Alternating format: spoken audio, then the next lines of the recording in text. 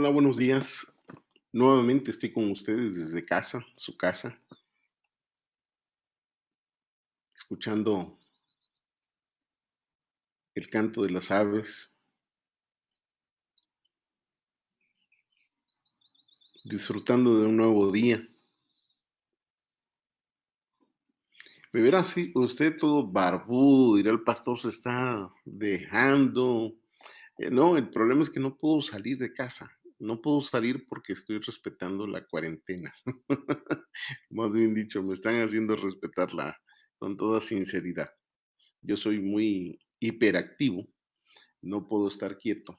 Sin embargo, a raíz de que me enfermé la semana pasada, pues he tenido que guardar reposo en la casa de manera absoluta, lo cual nunca hago. En cuanto ya me siento mejor, comienzo a caminar, comienzo a realizar mis actividades del día a día, dentro del ámbito pastoral, dentro del ámbito personal, dentro del ámbito del negocio, porque tenemos que buscar el pan de cada día también, y dentro del ámbito laboral escolar. Pero hoy no vengo a platicar de mi persona, vengo a platicar con ustedes sobre un tema que me ha llamado mucho la atención desde hace mucho tiempo y dije, tengo que hablar de esto. Es necesario recalcarlo una y otra vez hasta que aprendamos que es nuestro deber como padres enseñarle a nuestros hijos. Así es que hoy les traigo nuevamente un cafecito para el alma. Y el tema de esta mañana es ¿por qué es un deber saludar a las otras personas? Usted me va a decir de inmediato, pastor, discúlpame, yo no tengo el deber de saludar a otras personas. Quiero decirle lo siguiente, sí es un deber. Es parte y debe de ser parte de nuestra cultura y debe de ser parte de nuestra educación personal y familiar y social. Desafortunadamente hemos perdido esa sensibilidad de saludar a otras personas, ¿sí? Y para colmo de males, esta interrupción con lo de la cuarentena, pues nos está haciendo más frío, ¿no? Vemos a una persona que viene por la calle, en la banqueta donde nosotros vamos, nos cruzamos al otro lado y ni siquiera volteamos a verlo ni le saludamos. Y si viene con cubrebocas, pues menos, ¿no?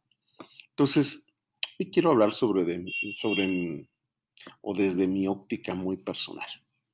Fíjese que existe un principio en el libro de la vida, y cuando hablo del libro de la vida, me refiero precisamente a las Sagradas Escrituras.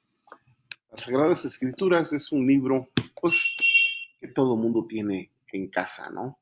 Le llamo el libro de la vida, sí, es el libro de la vida, es el libro que usted tiene en su biblioteca, que a veces lo deja usted en su alcoba. Para mí, es el libro de la sabiduría, es la palabra de Dios, es la Santa Biblia, como le llamamos. Y como siempre he dicho, católicos y evangélicos, todos por igual, tenemos una Biblia en casa. Hasta los ateos, aquellas personas que dicen no creer en Dios, tienen una Biblia en su biblioteca personal. Bueno, de ese libro vamos a extraer una enseñanza esta mañana, y es el de saludar a las otras personas. Y quiero viajar en el tiempo y también en la distancia para los que no nacimos aquí en la capital del estado de Chiapas o los que no nacieron en ciudades urbanas aglomeradas, sino que nacimos o provenimos de un rancho, de una ranchería, de una aldea, de una colonia, de un pueblo. Nuestros padres nos enseñaron a saludar, sí, a saludar. Y esta enseñanza era reforzada por los tíos y abuelos. Y no dejo de expresar que la educación se adquiere en casa, ¿eh? La palabra de Dios, el libro de la vida, el libro de la sabiduría nos enseña en Levítico 19:32 y dice lo siguiente, delante de las canas te levantarás y honrarás el rostro del anciano y de tu Dios tendrás temor, yo Jehová. Fíjense nada más, 3 puntos que vamos a desarrollar en ese pequeño mensaje. Delante de las canas te levantarás. 1. Honrarás el rostro del anciano. 2. Y de tu Dios tendrás temor, yo Jehová. 3. Simón el Justo, en el siglo III antes de la era cristiana, sostenía que el conocimiento lógicamente debe preceder a la práctica de actividades bien dirigidas. Escuche bien, el conocimiento lógicamente debe preceder a la práctica de actividades bien dirigidas. Muy bien, para que un niño ejercite una serie de operaciones o aprendizajes, luego entonces debemos, antes que otra situación, realizar actividades donde el proceso de enseñanza, aprendizaje, se desarrollen y este proceso de educación indudablemente se realice en casa. Porque en este proceso de enseñanza-aprendizaje se requiere de dos o más personas y puede ser varios enseñantes para un enseñado, ¿sí? O puede ser un enseñante para varios enseñados.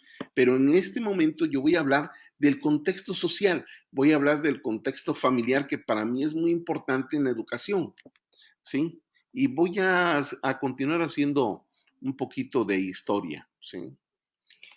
Muy bien, entonces la enseñanza de la educación inicia en el seno del hogar. Para mí está indudablemente más que claro. No comienza en la escuela es solamente formativo, en la calle menos, ¿sí? Comienza en la casa y comienza con las familias.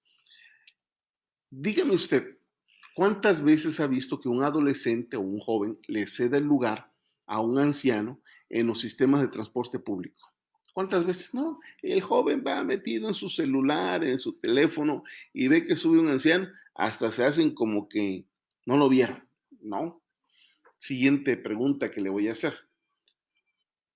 ¿Cuántas veces usted actualmente, sobre todo en las grandes ciudades, vemos que los jóvenes saluden a los más adultos? Tampoco. Se ha perdido. Es más, a veces ni a los tíos saludan, ¿sí? Los ven en la calle y hacen como que no los vieron, ¿sí? De aquí que viene en la primera parte del versículo que acabamos de leer en Levítico 32, que dice, delante de las canas te levantarás, delante de las canas te levantarás. Levítico 19:32. Cuando habla delante de las canas es respetar a los adultos. Estas buenas costumbres, usted que me está escuchando, que me está acompañando esta mañana, se están perdiendo actualmente y en el futuro va a ser peor. Le voy a hablar como maestro de secundaria y me da pena expresarlo, pero es una cruda realidad que el magisterio vive hoy en día y que en el antaño, cuando a nosotros nos correspondió ir a la escuela, no era así. Nuestro deber era llegar antes que el maestro a la aula de clases y al entrar el profesor nos parábamos y saludábamos al maestro. Buenos días, maestro. Buenas tardes, maestro. Y nos sentábamos hasta que el profesor nos indicaba sentarnos. Al retornar a la casa, en la calle, íbamos caminando o íbamos en nuestra bicicleta, si encontrábamos a algún amigo de papá o de mamá o de los abuelos, o aún siendo un desconocido, era nuestra obligación saludar a nuestros mayores y se les respetaba. Ah, ¿dónde no íbamos a saludar a un mayor? No sé si recuerdan, qué bellos tiempos, ¿eh? ¿Dónde no íbamos a saludar a un amigo de papá, de mamá o a alguien conocido de la familia? ¿Sí? Porque donde no saludaras a tus mayores, para ellos era una falta de respeto. Y al rato tus padres ya estaban informados de esa falta del saludo que no realizaste y te castigaban por no saludar a tus mayores. Entonces, desde aquellos tiempos nos enseñaban esa responsabilidad. El saludar es un deber y es una responsabilidad. Como seres humanos, tenemos el deber de saludar a los mayores e inclusive a los menores, ¿sí? ¿Por qué? Porque es parte de nuestra responsabilidad, pero también es un honor poder saludar. Segunda parte que voy a introducir en la explicación de esta mañana, de esta pequeña reflexión, que es muy importante también. honrarás el rostro del anciano. Esta es otra situación que hoy en día se vive. El niño que se involucra en la plática que no es de su incumbencia, o que simplemente desea ser el foco de atención y arrebata la charla sin autorización de los padres o de los adultos, ya sean estos familiares o no. Esto es una realidad que estamos viviendo hoy en día. En otros tiempos, si usted deseaba entrometerse, como nos decían, en la charla de los adultos, con una mirada penetrante de nuestros padres era más que suficiente para retirarnos. Era la primera llamada de atención. Si usted no lo comprendía, seguía un carraspado de garganta. O nos tronaban los dedos, un chasquido de los dedos de nuestros padres. Pero si aún así nosotros seguíamos presentes sin involucrarnos en la charla, porque no nos metíamos, sabíamos que era parte de una mala educación, pero el simple hecho de estar ahí parado en medio de ellos, ¿sí? Se llegaban a molestar nuestros padres que nos decían, hijito, ve a ver si puso la chococha. Indudablemente que un cerdo nunca va a depositar huevos porque no es gallina. ¿Lo recuerda? Eso también lo vivimos nosotros como padres. Tercero, de tu Dios tendrás temor, yo Jehová. Pero voy a regresar un poquito al punto 2, porque es muy interesante esto, honrarás el rostro del anciano. ¿Usted se siente orgulloso del hijo o de la hija que tiene? Le hago esa pregunta. ¿Usted se siente orgulloso del hijo o de la hija que tiene? La segunda pregunta que le haría es, ¿usted ve a Jesús en su hijo, en su hija? Ese niño Jesús que estuvo en la tierra, que convivió entre nosotros, que respetaba a sus padres, que obedecía a su madre, que no le levantaba la voz a su madre, que no le faltó el respeto a su padre, que le obedeció, que aprendió un arte de su padre, que aprendió a trabajar y no a robar, que aprendió a decir la verdad y no a mentir, que aprendió a amar a los demás y no a odiar, no a repudiar, no a criticar. ¿Serán así nuestros hijos? Bueno, ahí se lo dejo. Así es que me voy al punto número 3. De tu Dios tendrás temor, yo Jehová. La siguiente pregunta que me hago es, ¿habrá temor en un niño donde no se le ha enseñado el respeto hacia sus propios padres? ¿Habrá temor de un niño hacia Dios donde no se le ha enseñado el respetar a sus maestros? Lea bien lo que le diré y se sorprenderá. Con la iniciativa de la no violencia hacia los niños se han vuelto ahora intocables, intolerantes, más violentos y lo más triste, no tienen el temor a Dios. Eso es lo más triste que hoy en día estamos viviendo, que no hay en realidad temor a Dios. Y eso es importante para nosotros, es en realidad preocupante que nosotros no podamos comprender que estamos distanciando a nuestros hijos del corazón de Dios. Y si fuera poco, los niños hoy en día, desde temprana edad, están manipulando a sus padres. Voy terminando. Luego, entonces, ¿dónde se está fallando? ¿Quién está fallando? Salmo 144:12 dice, sean nuestros hijos como plantas crecidas, como plantas en su juventud.